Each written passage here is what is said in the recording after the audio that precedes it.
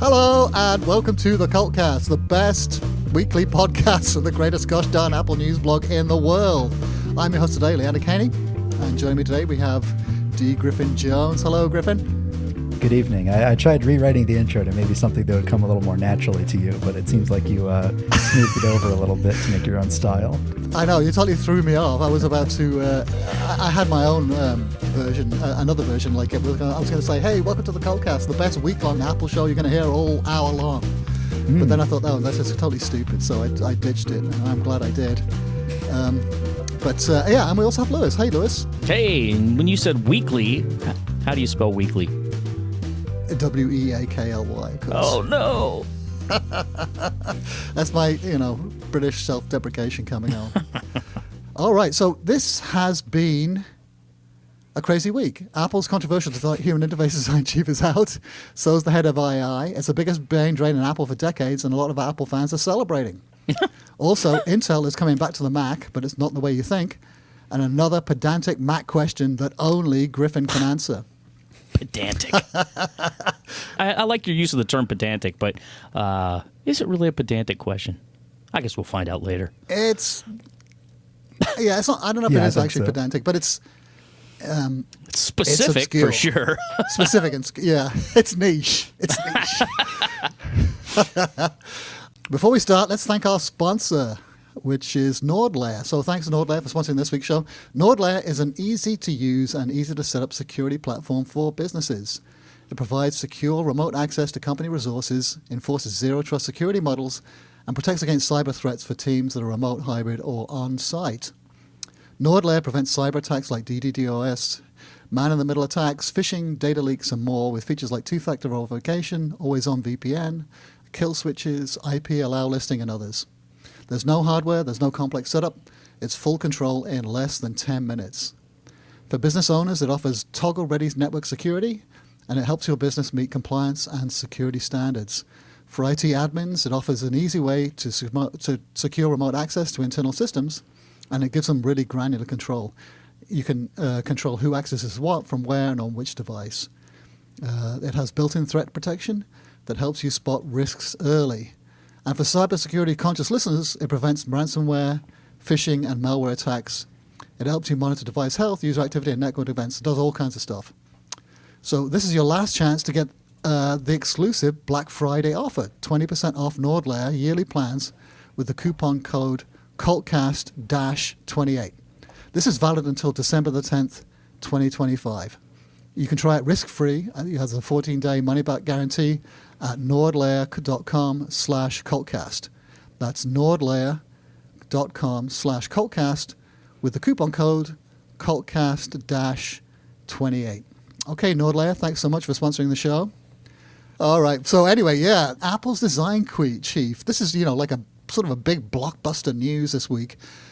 Quit for Meta. Alan Dye's out. Some say it's bye-bye Dye, and some are saying good riddance. Why don't you tell us about Lewis?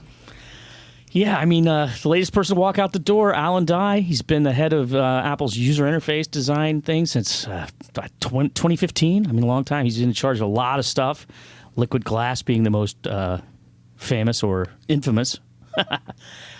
He's leaving. He's going to be chief design officer at Meta starting December 31, leading a newly created design studio focused on hardware, software, and AI integration across Meta's interfaces. So maybe they'll get their own little Liquid Glass or something. It's great. This is such a big name to leave, and this guy has just been, I don't know. He was the guy who showed the world Liquid Glass, right, at the last WWDC. And yay, he's gone. Everybody, that's the most amazing thing about it. He leaves, everybody, the world celebrates. It's crazy. It's been 10 long years. That's all I'll say. A lot of the stuff that I've been reading is just like excoriating the guy. Like this is, I mean, I don't know if you happen to read the Gruber, the Daring Fireball thing, but he said this is the best personnel news at Apple in decades. His decade-long stint running Apple's software design team has been, on the whole, terrible. And rather than getting better, the problems have been getting worse. Whoa. So usually when somebody makes a bunch of controversial changes, it's easy to just, pinpoint the blame on the person at top. Oh, Apple's software is so buggy. Craig Federighi's the head of software. This is all Craig Federighi's fault, or, what have you, whatever your personal beef is with Apple at that time. So, Apple's been making the Mac less Mac-like over the last 10 years, hiding controls, making notifications just like these perfect white little squares with no buttons or anything on them until you hover the mouse over them, hiding the proxy icons from window title bars until you hover and keep your mouse over the title thing for a second and then it appears, pushing buttons and controls away. It's easy, we all attribute that to Alan Dye because Alan Dye is the head of software, but, is it really his decision? Like, sometimes it's unfair to blame these things from the outside, because I even know that as small of a job as I have, sometimes my editors, who will remain nameless, put things in my articles that I don't really like, and it's still my name on the article. Or that being said, everything that we hear from people with connections, every bit of word that comes through the grapevine that is then seeded to bloggers, everything we hear about Alan Dye is negative. Nobody says, that wasn't Alan Dye. Alan Dye tried to push back against that decision, but somebody else really wanted liquid glass. We don't hear any of that, even about the small things like, Alan Dye really does love buttons on notification center banners, but, he just lost that battle. We don't hear things like that. The picture that is starting to be painted is that Johnny Ive, after Steve Jobs, starts to lose interest. He's a little lost in his work at Apple without Steve Jobs there. He kind of wants to retire, but Tim Cook wants to keep him on because he wants to project strength to Apple's investors. It doesn't want to seem like, Steve Jobs is gone and now all of Apple's top talent is leaving. They want to keep the band together as long as they can, and that means like still giving Johnny Ive a big paycheck to just keep him on the payroll at Apple. He's sort of promoted into the clouds, and Alan Dye takes over the reins from him. But Johnny Ive doesn't really pay attention to what he's doing. And sure, he becomes the next chief of design, even though he's not terribly qualified to design user interfaces. His background is, and I kid you not, from Kate Spade designing handbags. So, well, he was the head of design at Kate Spade, right? So I'm sure that it had a lot to do with brand identity and stuff like that, because he was at Ogilvy before, and he was in charge of branding and marketing and stuff like that. But it seems to be that like within Apple's design team, Alan Dye rose to the top, and he had his own like clique of fashion designers who disciples, right? Yeah, fashion designer friends who didn't have a passion for computers being computers. He was designing them to be like. I think this is kind of objects. Unfair. I mean, because I've seen people saying that too. Like Gruber's entertaining, and it was and opinionated, and it's fun to read that. But I mean, like he throws around stuff like saying that Alan Dye obviously doesn't care about design and stuff like that, which I think is clearly and obviously wrong. And I think it's unfair to ascribe such motivations to people, or even such failings. I mean, there's a huge elephant in the room. Everyone's criticizing Alan Dye. That's true. There's been nothing but like, oh, thank God he's gone. Good riddance. Bye Dye. A lot of celebration, but no one has mentioned Vision OS. Vision OS is astonishing. It's a great piece of software interaction design. It's literally next generation. And he's the guy who's in charge of that. No one's giving him credit for that. I mean, it's been a total mixed nobody bag. uses a Vision Pro.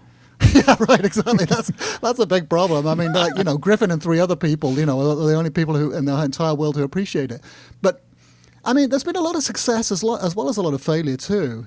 And, liquid glass, I think, obviously is not a high note to go out on. And there's been, Gruber was saying that he should have got fired just for the very fact that they added a new setting for you to be able to turn it off. Like, where's the conviction? Where's the conviction in their ideas? I kind of like liquid glass. And I think a lot of it is actually great. It's really kind of refreshing. And if you go back and look at the iOS 18 now, it looks almost as anachronistic as the original iPhone with all the skeuomorphic design. He's moved it forward. So I think it's unfair that he's getting so much hatred. But on the other hand, I'm kind of encouraged about his replacement, who's been I- there. To back up a little bit, yeah, the design of Vision OS is great because Vision OS is born out of iPad OS. iPad OS, iOS, and Vision OS are, I think iPad OS to the least of the three, but it's very clear that those are content consumption operating systems. You're not there to create, you're not there to edit, you're not there to, do the advanced kind of work that you do on a Mac. Those are content consumption platforms where the interface can take a step backward. The interface doesn't have to be, layers of complexity like the Mac is. It's very clear that he tried to design the Mac the same way as well, and it's been nothing but bad news. The Mac has made many user interface regressions over the last 10 years. Well, I find my Mac still quite usable, to be honest. And I saw people complaining about like on the Mac, and I don't know. To me, it looks totally fine because I'm not the kind of person that like loses their mind if a corner radius isn't exactly the same as the other stuff. Like the basic Apple guy put up a screenshot with all these different interface windows, that their corners don't line up. Like I am never ever in my entire life going to notice that myself. I could give a hoot about it. I find that and of course, I'm not the most sophisticated user that has ever walked the planet, but I've been using a Mac for 40 years now. Use it all the day, every day, and I find it perfectly usable. As an ordinary, As an ordinary, that's the thing. Alan Dye can make a very pretty interface. He can make a perfectly cromulent, good enough interface for the Mac, but it's all of the edge cases you have to design around. Like the fact that, we should make some of these windows more rounded because it makes them more beautiful. But then you very quickly run into the edge cases, and design is all about designing around edge cases that Alan Dye just ignores constantly because that's not the part of the interface that comes up if you just mock up a pretty illustration in Canva or Adobe Illustrator and then pass it off to an engineer to implement. That's where you run into all of the problems of, what happens if you have a really long text label in a tab bar and then it gets abbreviated or it overlaps with the labels next to it. That is what design is all about. And well, true enough. User interface design. Yeah. True enough. And the point you said, but there is a point that you said earlier, which you mentioned earlier, which is like that he's getting all the blame for all of these different things, but he's working with a team there, and that there's some responsibility, I think, for the fact that there's a team involved in this. It's not just Alan Dye that's leaving. It also seems like his close knit circle of friends is leaving with him. It doesn't sound like it was a very cohesive team under his leadership. It was him and his circle of friends, which are also leaving to Meta with him. And a lot of the classically trained user interface designers who were on the design team left under him because they didn't feel like their input was being valued. I mean, could you imagine working at Apple for 10, 15 years and then this guy gets hired and he doesn't understand the basic concepts of user interface design and he's just comes from a fashion background or something, and I mean, he might be a little frustrating working in that sort of a situation. Right. Yeah. True enough. Well, I mean, of all the companies that need some design inspiration, Meta's right up there. Oh my God, Facebook. And especially Facebook behind the scenes, Facebook's tools. I don't. The complexity is mind-boggling. I don't think I've ever seen a more complex back end, for getting stuff done like on Facebook, the business suite or whatever it's called, and page management is, I think it's probably the worst I've ever experienced on any platform, including something like, going back to Lotus Notes or stuff like that, which is just awful.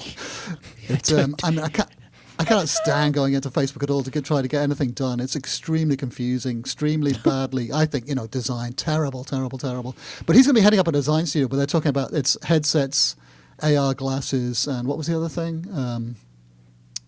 AI features. Yeah, hire the design guy to lead their AI design efforts. I don't know. Who said this? Somebody mentioned this that Facebook, I think, is looking at Apple as their main competitor for the next decade or so. They want to get into consumer devices. They cannot stand the fact that they got locked out of iOS. And Cook made all those changes, didn't he? With asking apps not to track. And so, and of course, Zuckerberg's tried to launch all kinds of things. They tried to do a Facebook phone. That's why they were pushing the metaverse so hard, because they felt like they had lost out on the mobile smartphone industry, and so they tried to ride the wave of what they thought would be the next wave, all of these Right. VR headsets. That's why that for all of 8 months they were really into the metaverse. Yeah, but this is what they're going to be doing now, isn't it? They're trying to come up with the next generation of consumer devices, and they want to own the platform so they don't get locked out like they did when they don't own the platform any longer.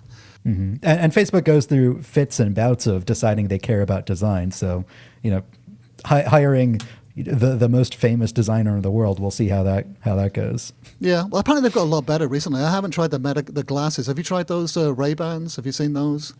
I've not seen them or used them myself. People like them. I mean, they only have like 3-hour battery life, and I guess I haven't actually seen them in the wild. Like I used to see the Google Glass briefly for the short period of time that was a didn't last very long. We saw quite a few around here in the Bay Area, but I haven't seen any of those metaverses in those meta glasses, the Ray-Ban glasses in the wild. I haven't actually seen any of the Snapchat glasses in the wild either. I mean, the thing is about the Meta Ray-Ban glasses, you wouldn't know if you've seen them in the wild because they just look like regular glasses. Maybe, yeah. Yeah, true enough. Yeah, well, they do have that. You can see the lens, the camera lens, can't you, on the front? Yeah, but, if you look carefully enough, I guess. But yeah. Well, this is part of a bigger departure, isn't it? I mean, there's been a lot of high-profile departures from Apple recently. And it's been a mixed bag. Some have been celebrated, some haven't. This is right on the back of Chief Operating Officer Jeff Williams took his retirement. The iChief John Gonorrhea, that's his departure. That might be libelous. Okay, John Giannandrea. Giannandrea. Yeah. I mean, the weirdest thing, and I hate to keep going back to Gruber's article, but I found it kind of fascinating and interesting to read. And one of the points that he makes is like Apple didn't boot die out. Like he's been sitting there screwing things up for 10 years, and he was just like going to be there for another 10 years if he didn't decide to leave, which I find that's kind of that's an indictment of Apple's leadership, right? I mean, yeah, I honestly think that might be considered one of the stains on Tim Cook's era of Apple, because we're seeing it repeatedly that he hired Angela Ahrendts to not very much success. I think he was one of the people who tapped John Giannandrea. Alan Dye was promoted under his direction and was screwing things up for so long, and he didn't intervene whatsoever. I think it might be one of the legacies of the Tim Cook era that, one of the things he wasn't good at was choosing the people that he delegates all of this and, all of these tasks to. Well, again, I think it's a mixed bag. He's had a few failures, but he's also had a ton of successes. Lisa Jackson, Surigi, the head of the hardware, the chip effort, and they're remarkable successes, unbelievable successes in those areas. And there was an interesting interview that I watched a snippet of with Jensen Huang, the head of NVIDIA, and he says he doesn't like to fire people. He hardly ever fires anybody. Well, nobody does. Well, not because it's emotionally bad, because he thinks it's a waste of investment. You've invested a lot of time in somebody, and it's much better to torture them to make them better than it is to can them and get somebody else. I thought it was an interesting perspective, and I definitely have some sympathy for that, because if you do invest, if you hire someone on and if he was there, obviously he wasn't screwing up from the get-go, was he? He was, there was like, okay, you look back on a career of 10 years and you say, okay, there's been a lot of failure there, but there's also, I think, been a lot of success. And that, maybe he's of that mindset too, where it's like better to try to to work with the devil than the devil you don't. I mean, one of the interesting things I thought about Alan Dye is that he was hired from outside, and I think that a lot of the most successful, it seems to me, although not true in every single case, but it does seem to be more successful when they promote from within, and people who have been inculcated with the Apple culture and really get it. And this maybe was the mistake that they made was handing the reins to somebody who was from outside Apple and didn't understand the culture. But then again, he was there for 10 years. Not everything he did touch was a complete disaster, and maybe they should have, why isn't Craig Federighi getting any blame for Liquid Glass? Why is it, like you said, the buck has got to stop. Doesn't the buck stop with Craig Federighi or with Tim Cook? I mean, it's really weird talking about, personnel situations at another company. I mean, every place you've ever worked has weird weird situations with people, right? I mean, like, why has this person got this job? How did this person possibly get promoted to this? I mean, I remember one time I worked at a newspaper, and they brought in this hotshot new editor, and he was just like, I could tell incompetent, like couldn't write, couldn't. Like he had these pet projects that he was interested in, and he was like a blustery guy, and it was just like he had failed down to our place, right? But now he's the editor in chief, and he's making big changes, and it's just like, oh my god! I mean, you sit there and you're just like, I cannot believe this guy is in charge of everything. It's that kind of a horrible feeling working in that kind of situation. You just got to keep your head down and hope that they don't decide you're the one that has been messing everything up and hasn't achieved their amazing goal of whatever, better sports coverage. But the news of who they picked to replace him, which by the way, that news came out really fast, right? I mean, how long did Tim Cook know that Dye was on the outs? I mean, he must have known for a while. You don't just decide like, Bloomberg writes a story saying, "Oh, Alan Dye's leaving," and 20 minutes later, Tim Cook says, "Oh, and he's going to be replaced by." I mean, so this must have been cooking for a while, right? I mean, that's a well. It made it seem like the Bloomberg. I can't remember the exact lines in the story, but it made it seem like it was It was contradictory, wasn't it? It was kind of confusing the way that Mark Gurman wrote it, because he said that the Apple leadership had sort of known about this for a while, but the announcement caught them by surprise. Oh, so they knew that he was making tracks, but yeah, I guess, yeah, didn't know. Well, when the I mean, exact time was maybe not be. the announcement, maybe just the public. Well, I guess you're saying the. Well, what announcement? Apple had a statement ready to give to Bloomberg, which they never provide a statement to Mark Gurman ever, but they had one prepared to give him. Yeah, I wonder how long it's been going on and how long they knew. And I mean, there's just been so many shakeups at Apple lately. It's really kind of crazy. I mean, so many people leaving, long-time people. Yeah, and a whole bunch of that executive team is all approaching retirement age, aren't they? All around the same time, like we mentioned earlier. Big rumors of Cook retiring sometime next year. Yeah, I think we said on the show a few weeks ago, around the discussion of Tim Cook leaving, that I think I had said, I wouldn't be surprised if in the next few years we see more executive turnover after Tim Cook. I wasn't expecting it to happen, within the same month. Yeah. So, what, you wanted to talk about the person who's taking his place, right? Yeah. So the new UI chief is a guy called Stephen Lemay. And he's a veteran Apple human interface designer who was part of the original iPhone team. He's been there since 1999, which is before Aqua, which I found incredible to think about. And it looks like it's hard to tell because he has no public profile, which is sort of true of a lot of Apple stuff. I could only find like 2 short Q&As he's given and a couple of mentions here and there in the press. But it looks like he joined out of school and has been on the human interface team, which he now heads up, for what is it, since 1999. So that's 26 years. Yeah, that's a long time, And he's helped shape everything from OS 10 to Vision OS. Tim Cook said about him, Steve Lemay has played a key role in the design of every major Apple interface since 1999. And he praised him for his attention to detail and the spirit of creativity and collaboration. To get an idea of how much he's worked on, if you go to the Justia database and search for his name, it's 53 pages of patents. And there's about 10 patents on each page or something like that. It's crazy. I didn't actually count them up. Couldn't find an easy way to find out the total number. But they go back to about 2003, and it's like everything. Every single thing you could think of, like text selection on an iPhone, going all the way up to like Siri, Apple Watch, all sorts of stuff. Like he's had his fingers on all kinds of things. And the one interview that he did give with Design Milk, he was talking about, this is one of the things that I think everyone lost their mind over. The Apple Pencil Pro, the tool selection and the fact that it casts a little digital shadow onto the screen when you get close, and that shadow changes. So if you're using the pencil, it looks like a pencil. If you choose the fountain pen, it casts a shadow of a fountain pen.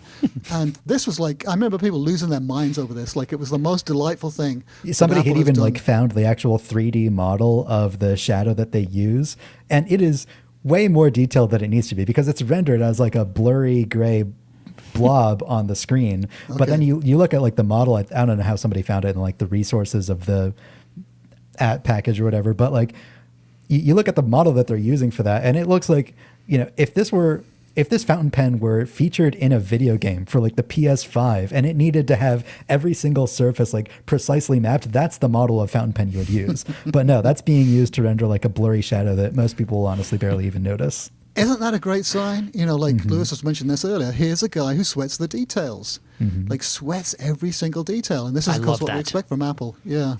Yeah, and it sounded like the other guy was just like, only interested in surface level stuff. So I mean, well, I hate to say it, but he's too well groomed, Alan Dye, and those designer glasses, they really get on my nerves. Those designer glasses, I just, it makes you want to punch him in the face. I hate to say, even though I'm not a punch in the face kind of person. But like someone mentioned, there was quite a funny thread on Twitter saying like the best designers I know look like they just came out of Costco, for at the weekend. Yeah, and just, I mean, again, compare the way that they talk about it. Like you watch the video of Steve Jobs introducing Aqua, and he's talking in very plain language about his passion that you can't replicate. You can't pre-record this. You can't script this. He's just like, this is what a button looks like. Look at this button. Look at this window. He had his engineers implement like a slow motion mode in Mac OS X so that he could just show you the genie animation as like a window minimizes into the dock, and he would just like everybody, thousands of people sitting in the audience watching Steve Jobs fiddle around with a Mac, like minimizing. I was in that audience that time, a window, and he was doing it over and over again. He was going, "Look at this! Isn't this great?" He was super jazzed about it, and it's captivating. Even in a 240p video that's been uploaded to YouTube a dozen times, that's the only way I've been able to experience that keynote. But it's just captivating the way he talks from a place of passion because he loves computers and he loves Mac OS X and he loves all of these details. And it seems like, again, we don't know these people, but it seems from what we can hear that Stephen Lemay may be cut from the same cloth. Yeah. Let's hope so. I like the fact that he's been there forever and he's like so deep and he's worked on every single thing. Like it's there's he's got a lot. There's a lot of institutional knowledge in that guy's brain. But here's a funny thing though. He apparently has a nickname. He's known as Margaret internally. Apparently Steve Jobs in meetings, whenever there was like people would lob out questions. Hey Steve, what do you think of this? And then Steve Lemay would answer. And apparently Jobs got so frustrated by it that eventually he said, okay, that's enough of this. The quote, it came from a New York Times interview with a guy called Francisco Tolmasky, who left Apple after the iPhone launched in 2010. But he was he worked on the original iPhone team. So he said, quote, at some point Steve Jobs got really frustrated with this and said, guess what? You're Margaret from now on. From there on, members of the team would always address the designer as Margaret. So Steve Margaret Lemay is the new head of the design department. Most unfortunate. I wonder if he's still called that. And if he's going to be called that. Hey Margaret, what do you think of this? I doubt it. If he's going to be heading up the next keynote introduction video, his byline on the Apple video is Steve quote Margaret Lemay. Yeah, right. I know they do that for Jaws. Greg Jaws. Maybe you could at least shorten it to, Maggie or Mags or something. Marge. Margaret. Marge. Marge Lemay. That is a good ring to it, yeah. One more thing. So a former colleague, a guy called Ben Hylack, who used to work with Lemay, and it was also, I think, at Apple 10 years ago, sort of in the heyday. He said, quote, Steve Lemay is by far the best designer I've ever met or worked with in my entire life. He wrote this on X, and he literally taught me what design is incredibly exciting for Apple. So I thought that was quite nice. I mean, there's all these executive changes, but people are kind of hopeful, aren't they? The two of the biggest impediments to Apple's success have now gone. Who's the second impediment? Well, John Giannandrea. Yeah, but we should touch on that for a second because his replacement is, I believe, the guy who used to work on Google Gemini at Google, and then he had a brief 5-month stint at Microsoft. But now he has John Giannandrea's job. Mike Rockwell is still leading Siri, but Amar Subramanya is now Apple's vice president of AI, reporting to Craig Federighi. He'll be responsible for the foundation models, ML research, and AI safety. Yeah, more good news all around. Yeah, and Gemini has leapfrogged OpenAI, hasn't it? Isn't it the leading model now? Neck and neck. Although there was an interesting paper that came out this week that Apple, I didn't dig into it, but Apple's got a new. They put out a paper, an academic paper about a new video model that doesn't use diffusion. One of the big things is apparently it's editable, so it's not. It's going to. I saw someone on Twitter talking about it and saying that this was actually a huge breakthrough. This was actually really, really impressive work in the AI area. You know, like totally world class, world leading. I'm going to dig into it because I think it is interesting. You know, so obviously there are people at Apple doing you know very, very, very good AI work for sure. Even if Siri still is hopeless. That's a work in progress. Yeah. Don't forget Image Playground. And of course, this is another thing that people don't that we don't have access to, which is the internal stuff. Apple's been criticized for AI, but of course, I think Apple's work on AI so far has been very, very good. You know, they're using machine learning algorithms and AI to enhance regular features. They're not putting it out for its like a chatbot for its own sake. Face ID. What a remarkable system. You know, it works almost flawlessly all the time. Has done for years. But it learns how your face changes if you grow, a beard or if your head is different. It can work with glasses. I use it on my bicycle when I have a helmet, big dark glasses.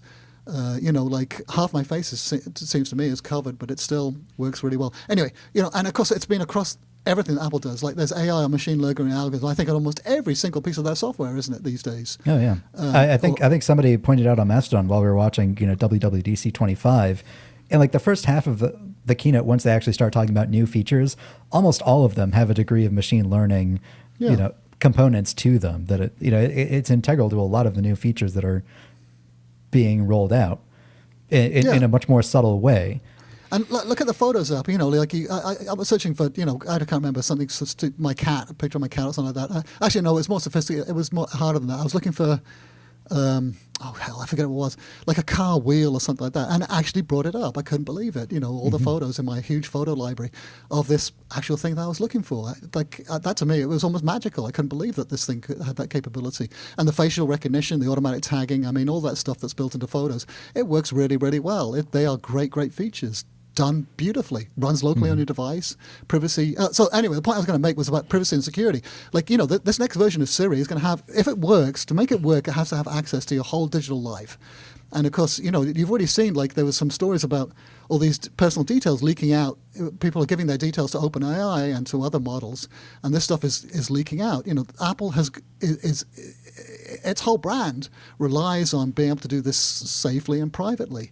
And I think it's probably a much, much harder problem than it looks. Oh, yeah. Microsoft tried implementing something akin to personal context in Windows 11. They called it Recall. And the database of information that it builds up about you was basically just stored in plain text in a folder right, on your computer. Exactly. Apple is the only company who I trust to roll out a feature like this. Plus, The Verge, I think this week did an investigation into Microsoft Copilot. Like they took this, Microsoft put out an ad about Copilot, I think a few months ago, saying this is what it can do. And I remember watching this ad, and oh my god, it's like amazing. This thing is like a truly smart personal assistant. And The Verge tested it out. Apparently, it does almost none of what was claimed in the that ad. sounds familiar. Yeah, exactly. It was it looks good on paper, but in reality, it's awful. It was hallucinating. Came up with all sorts of wrong stuff. Couldn't give the right advice. It was like absolutely nothing like the way it was advertised. Well, all the stuff you're talking about that's really great, at least started before Apple Intelligence, right? And Apple Intelligence has this, these amazing standout apps like Image Playground that sucks. And, Siri is a long-standing problem. What are the other tools? Like the writing tools, those work okay. There's nothing wrong with those, but it's kind of table stakes, right? Anything can, any given thing that you go on can say, oh, let's make that writing more professional or whatever. It's not a... Or turn this list into a table. Yeah, it's not a parlor trick anymore. It's just like what software does. So that part of it's fine, and what you're like the stuff you're talking about with like photos and stuff, and that is good and has gotten better. It's like spell check, like everything has spell check in it now. That's what these AI writing tools are. Everything offers to write something better. But what sets Apple's strategy apart is that they're only trying to pursue the AI features that people might feasibly want to use, that provide genuine utility to people. Image Playground aside, I think that's bad and never should have been shipped, and it's tarnishing the whole reputation of Apple Intelligence. But the natural language search thing, the fact that you can create a photos, this is the Apple Intelligence feature that literally everybody forgets about. The fact that you can, use a prompt in the Photos app to generate a memory movie for you. They're trying to pursue useful features that people might want to use. Yeah, and I bet if someone made a list of the stuff that works and the stuff that doesn't, I bet the list of the stuff that works is far, far, far longer than the list of stuff that doesn't. But of course, the list of stuff that doesn't is some of the most high-profile ones. Exactly. Yeah. Because everybody wants a Siri that works, because everybody has been frustrated by Siri for the last 8 years. But right. Yeah. I mean, if Image Playground didn't exist tomorrow, I don't think anybody would shed a tear. What's the point of it, really? I mean, maybe it'll be like Apple Maps. Maybe it'll get better over time. Will it? I don't know. It just seems. I can't defend Image Playground at all. But maybe we can be optimistic that they'll turn it into something useful eventually, especially with John, what's his face gone?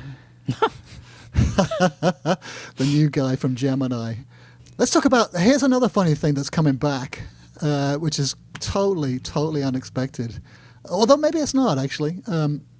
Macs may have Intel inside again. Why don't you tell us about it, Griffin? It's not what you think. In 2020, Apple moved the Mac away from Intel CPUs to its own in-house Apple Silicon processors that TSMC fabricates for them. With Intel's CPU business struggling, the company has opened its foundry business to external clients, and Apple could become one of its customers. Based on his latest industry survey, Ming-Chi Kuo, in a post on X, says that, quote, visibility on Intel becoming an advanced node supplier to Apple has recently improved significantly. What a great quote. Yeah. What the hell is he talking about? What's a node, advanced node? It's a manufacturing process for basically manufacturing chips. Like the 3 nanometer process is, on a process node made by TSMC. It's just the industry lingo. Yeah. Previously, Intel designed their own chips and fabricated their own chips, and, two sides of the same business that were sort of exclusive. But now with Intel struggling for business, they're saying, hey, our fabrication side of the business, maybe we'll take some contract vendors. We'll build your chip for you in the same way that TSMC does, their entire business. Yeah. Apple has supposedly signed an NDA, apparently not a very tight one, with Intel. Based on the scheduled technical progress, Apple expects Intel to start fabricating and shipping its low-end M-series CPUs in Q2 or Q3 2027. So probably M6 or M7 processors, which is kind of interesting. Apple wants to move the production of these chips to Intel's node as a way to diversify its supply chain. Again, 100% of Apple's processor supply chain and much of the world's chips come out of Taiwan exclusively. It's kind of bad for the world that Intel has fallen by the wayside in the last 10 years. So this is maybe a way of giving them a little bit of a boost. There are still several challenges ahead before Intel actually starts fabricating low-end Apple Silicon chips. If its process node doesn't match TSMC's efficiency, Apple could fall back to its longtime partner. This is a little surprising because news overall, not least because the whole reason for Intel falling behind around 15 years ago, when the cutting edge nodes were around 14, 15 nanometers in size, around that scale, an order of magnitude bigger than what we have today. Intel invested massive amounts of money in this new manufacturing process to get them down to like 3 nanometers, 2 nanometers. Intel dumped hundreds of billions of dollars in R&D into developing this process. And then they decided, it's too expensive. Let's not actually build that out ourselves. And that's the reason why TSMC took them over, and Qualcomm and all of these other chip manufacturers. And the reason why Intel got stuck behind with, barely improving the same processes that they've had in the past through the 2010s. So to know that Intel is going to be then at the cutting edge again, such that they can be one of Apple's primary manufacturing partners, is a bit surprising. Like, is this the financial boost that they needed to build out that manufacturing line that they were never able to before. If they're going to be building, Apple doesn't keep M series chips around for very long. They have a new one every year, and they might they're keep manufacturing M2s for the Mac Pro, but largely they get the chopping block pretty soon. They don't have the same long tail of manufacturing life that the A series chips have. I think that the most surprising part of this news isn't necessarily that Apple's diversifying to Intel again, but the fact that Intel is going to be making their cutting edge M series chips, the gold standard of the industry. Well, I mean, look at the timeline. It's 2027. That's Q2 or Q3. That's the end of 2027. So 2 years from now. I don't know. Is that long enough to build cutting edge chip fabs? No way, is there? I mean, TSMC just built a huge plant outside of Phoenix in Arizona that I had a quick look at. It's an enormous building. But even they're having trouble, aren't they, ramping up their ability to make their own chips. I mean, they're finding it difficult. TSMC is finding it difficult to make their own chips at the same efficiency that they're able to achieve in Taiwan, and there's been a lot of controversy about that. What is the power supply different? What? I've heard cultural differences between the Taiwanese and United States employees. That's great news, right? But but the thing that surprised me is that Apple hasn't done this before, because I know when I wrote that book about Tim Cook, I mean, they had a rule that almost every single component had to have at least 2 suppliers. And I think that's been true of like everything that they do, screens. And so the chips was and of course this is perhaps the most important component of all of their devices, that they only have one supplier. I'm surprised they didn't look at AMD or Intel. I think Motorola makes chips, Qualcomm makes chips. There's a lot of, I think, quite advanced chip manufacturers here in the United States. I know Motorola has a big chip plant in Phoenix as well, I believe. So I'm surprised they didn't do it before. It does seem like especially with, when China's going to invade Taiwan next year or whenever. And of course, this all plays to Trump too, doesn't it, as well? Trump's domestic manufacturing agenda. So it looks good for, Tim Cook when he's handing Trump gold-plated bricks. This is going to help him, isn't it? Yeah, I mean, and it is undeniably good if more chips are made here, right? I mean, there's no downside to that. I liked Ed's article about this. He wrote an opinion piece, or not really. It's more of an analysis piece, I guess. The real reason Apple's going to be using Intel chips again, and it's all these things. It's the tariffs. It's the having 2 different suppliers. So now, maybe TSMC can't charge as much because, you don't want to make this one? Well, we'll have them make it, if Intel can do it. So I thought that article was kind of fascinating. I mean, the whole diversification of the supply chain, bringing more manufacturing in the United States, and just basically having more options. You don't want to be in a situation like you're saying. Why would Apple want to be in a situation where only one company can do something, especially if that company is in Taiwan right now? Apple doesn't want to be in the position where only one country can do something, which is why they're diversifying away from China as well. Yeah. Right. Yeah, exactly. Yeah, it's fascinating. Intel. I mean, they ruled the roost for so long. I mean, they were that. So I don't know the story, but why did they lose their I suppose, like you said, they invested all that money in that advanced process and then gave it up, and now it's coming back to haunt them. What a shame, because I know that Steve Jobs was a huge fan of Intel, wasn't he? He was a massive fan of Andy Grove, and I think Grove acted as a mentor to Jobs in the early days. They got too comfortable at the top. They stopped being competitive, and it ended up biting them. Right. Well, he wrote a book, didn't he, on The Paranoid Survive. I mean, they were very, very, very competitive. Very, very competitive. I guess they lost that. Let's move on. Let's talk about how to find your music stats with Apple Music Replay. So Apple Music Replay came out this week. Oh, my God. Mine is a total mess because... kids pollution? Yeah, kid pollution. Right, exactly. So mine was actually horrible. I was actually horrified. Whitney Houston. Oh, my God.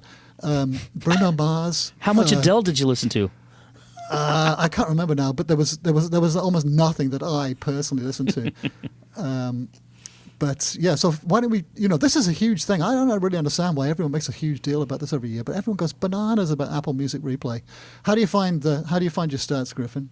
Well, I guess I'll give a quick little overview for our audience here. If this isn't something that you've ever, you see people, sharing their Spotify Wrapped. That's what it's called every single year. You might not know if you're an Apple Music subscriber that you have this the same capability, but Apple builds it in. It's called Apple Music Replay. It's right in the front of the music app and on the home tab all through the month of December. But of course, you can find it there all year round. It's just usually buried at the bottom of the screen. But you go there and you'll say replay. Your music story is here. You tap on it. They've changed it now in iOS 26 to where you don't have to go to a web browser and sign in through the app and go through these 10 different steps. If you've updated to iOS 26, it's right there inside the music app. It's great. You have a highlight reel right at the top that'll play like it'll make sort of like a Snapchat story-esque version that you can, like, it's literally the same Snapchat story user interface with the little playback lines on top. It gives you all these different stats at each step. I listened for 7,800 minutes. You tap through, your favorite artists, your, month by month. This specific band was really popular 2 months in a row. Why in May and June was it They Might Be Giants? I got really into their John Henry album at that time. Your favorite song of the year, all the different albums into rotation, your top albums, stuff like that, different genres.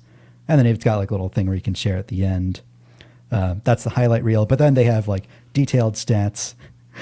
But here's where we start to get into a problem, because this year I was really into listening to the Doctor Who soundtrack, which is all written by Murray Gold. He's been writing the Doctor Who soundtracks like since the revival in 2005, minus a few years in the middle. But inexplicably, the artist picture that Apple uses for Murray Gold is not any of his Doctor Who work. They don't have a picture of him at all.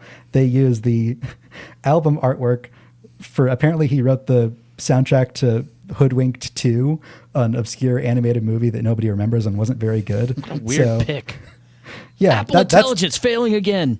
That's the image that they use for this artist. And so Yeah, that's disappointing. You don't want to share that with anyone. No, actually, in my article that I wrote up on Cult of Mac, I photoshopped it out because I didn't want people to think that I listened to the soundtrack to Hoodwinked 2.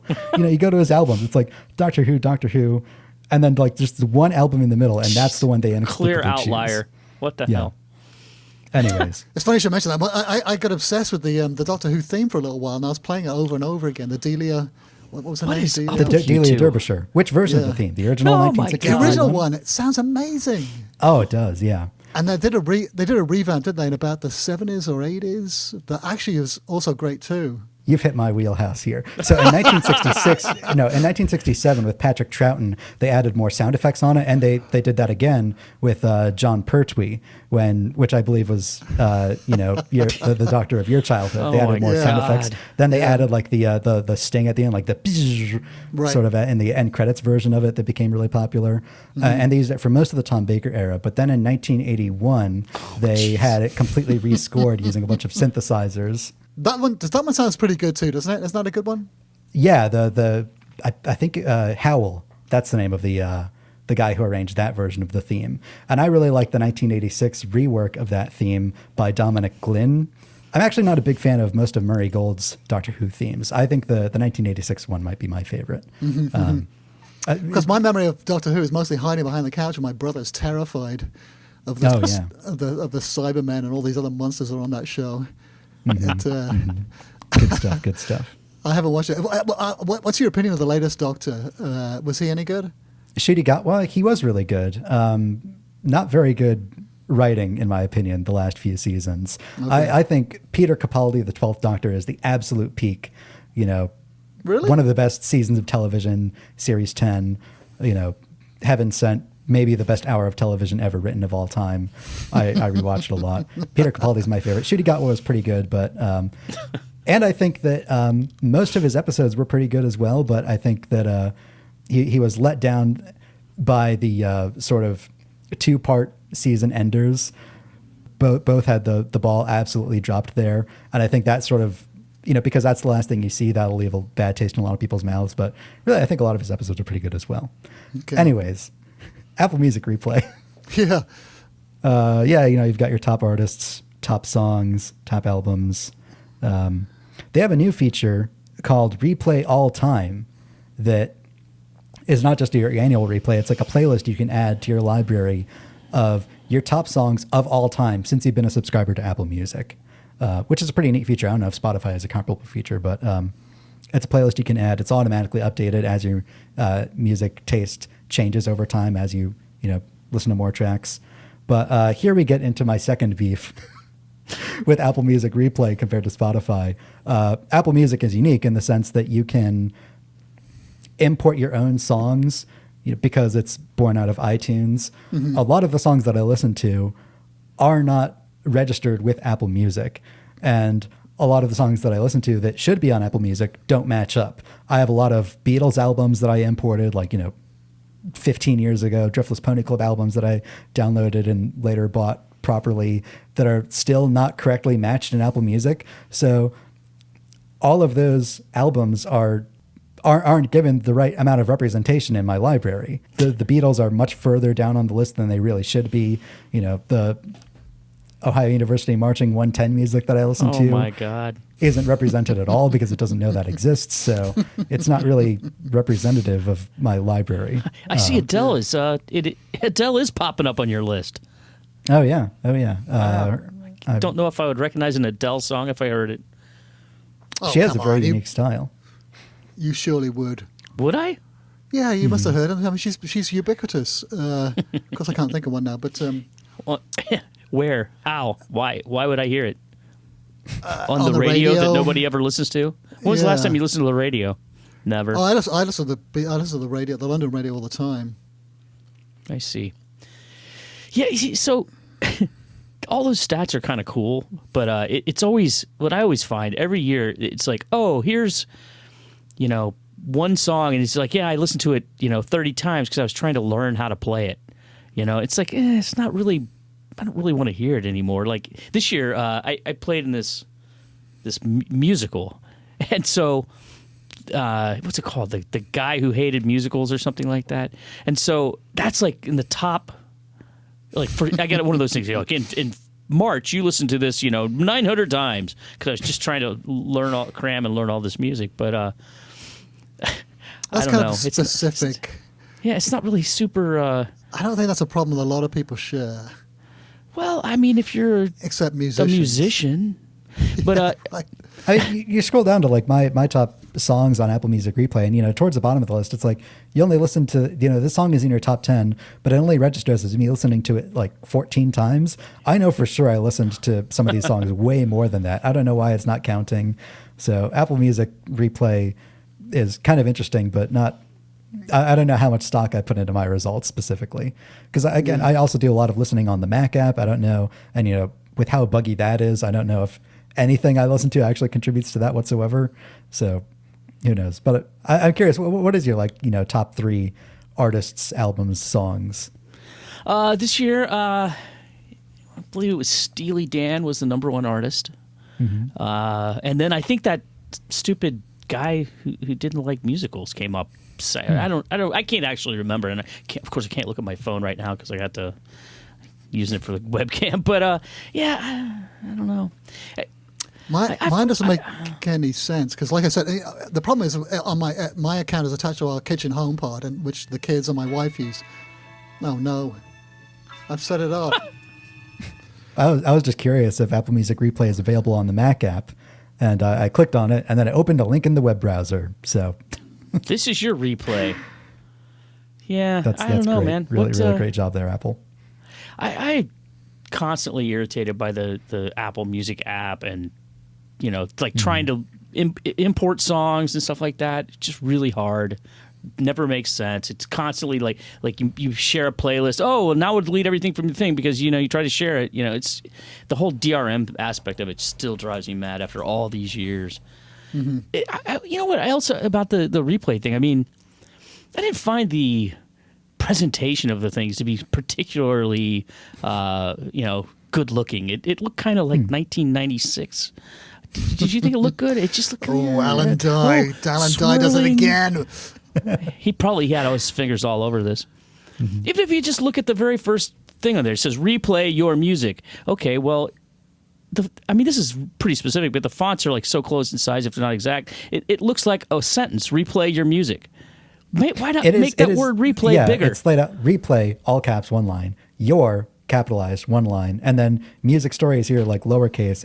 It's very strange. It doesn't read as one continuous sentence. Yeah, I did not find it to be an overwhelmingly great experience. I mean, maybe they had their C team on it this year or something. That sort of like airbrushed, but grainy visual look is very in vogue right now. It's kind of a trendy thing, but it's all supposed to go in with like a tall, narrow serif font, which Apple is allergic to. So they're not really quite committing to the bit.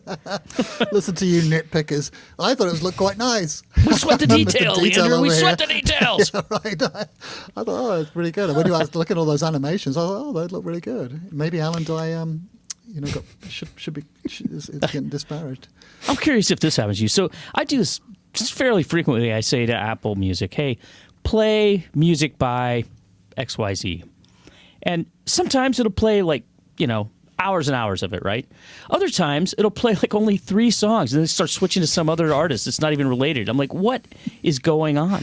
How can those two things happen? I mean, because obviously there's more than 3 songs by any band that has an album on Apple Music. So why with some artists it'll continuously play just those artists, and in other instances it goes rogue and just starts playing John Mellencamp or The Clash or something. It's like, I didn't ask for that. Isn't that what it's supposed to do? You do it based on, so it plays their influences and contemporaries, and it kind of gives you that. I mean, I know they have that radio based on an artist or whatever, play Steely Dan radio. That there you're asking for it to, Apple also has, I think, for every major artist, like a playlist of like their best work. Some of those will be like, hours and hours long.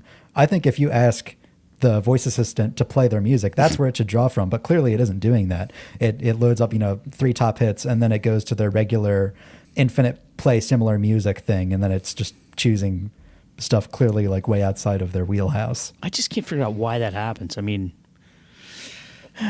so many things confuse me. There's no. I hate it when you I became obsessed with the Small Faces, that song Tin Soldier. So I was playing it over and over again, and over and over again. You know what it's like when you get obsessed with a song and you just play it all the time. Absolutely. Yeah. And then it started playing the live version, which is awful. It was just absolutely horrible.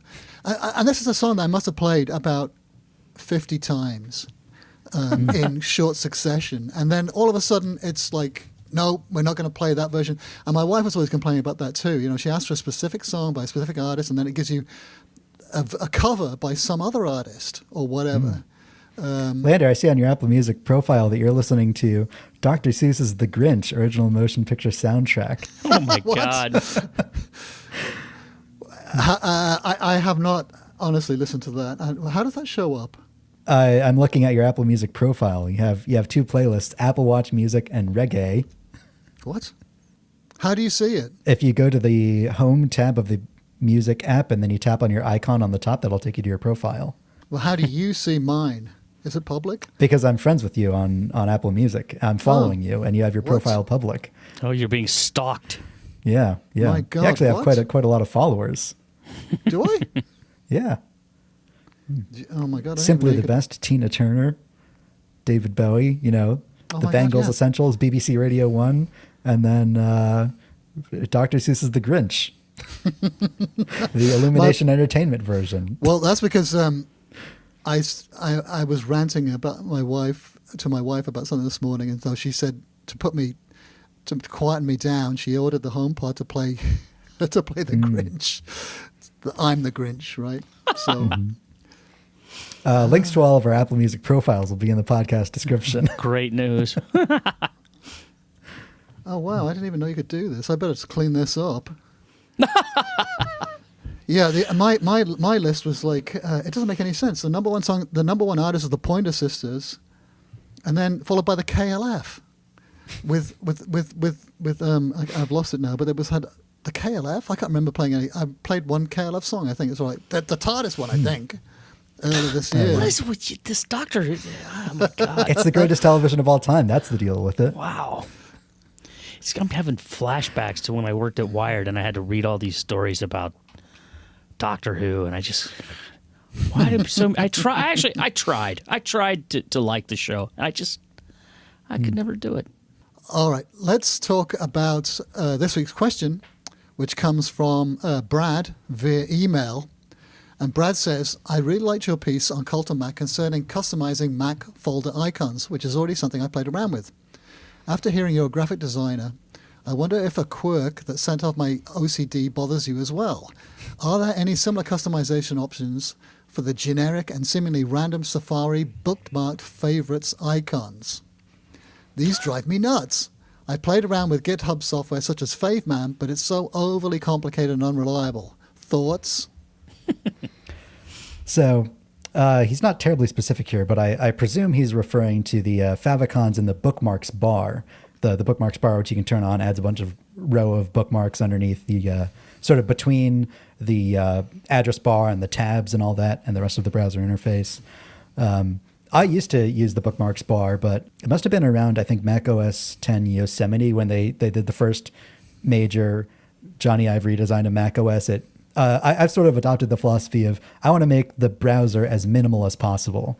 Like I see a lot of screenshots of other Mac users, and their Safari toolbar is just filled with like the buttons from every single extension that they've ever installed on Safari.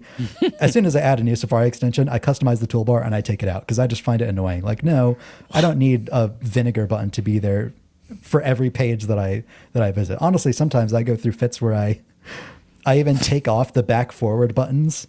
And I just rely on the swiping gestures on the trackpad. I haven't customized my Safari toolbar since, well, I think like when they rolled it out. But actually, I did do that too. I don't need the new tab button to be there. I just hit Command-T. I don't need the tab overview button there because even if I wanted to do that, I could do like the swipe gesture on the trackpad. So that is to say that I don't use the bookmarks bar, and so I haven't run across this particular problem. If this afflicted me, because a lot of websites, they don't have really nice high resolution favicons to make like beautiful little pictures in the way that Apple wants you to. If this was a problem I had, my first instinct as a solution would be to design my own favicon, set up a URL on my website, and then have it redirect to the website that I want. Oh my God. So that, and then I add that bookmark to Safari so that maybe it would pull my version of the icon from my website, and then I click on it, and then it takes me to the website I actually want to go to. So if you happen to own your own website, maybe somebody could spin this up as like a web service that people could use or subscribe to. So all of this was actually there is no really easy way to do this. No, it is if you own your own website and you're so inclined. But I haven't tested that myself. Maybe it'll work. Brad, there's your answer. I'm pretty sure you're very grateful for us weighing in there. Yep, get to work. Provide you with a solution. Here's a weekend project. Maybe the listeners know. I'll bet the listeners know better than we do some way to get around this. So if anyone knows how to do this, please send us a note. And in fact, let's wrap it up right there. That's, I think, is enough of this. That's all the CultCast we have for you this week.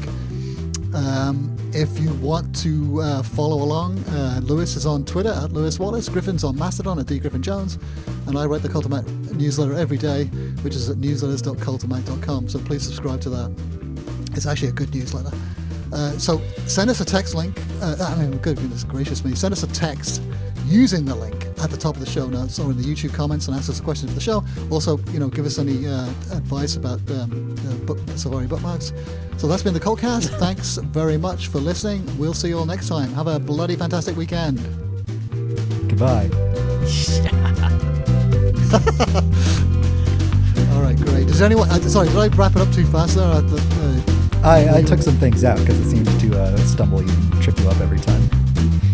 Well, I can't. Either detail, I can't tell if that changed or not. I can have no recollection whatsoever.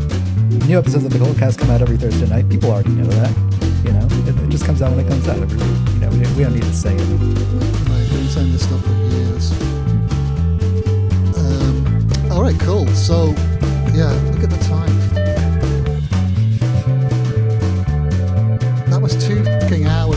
are still blurry. Yeah, I'm feeling a bit weird.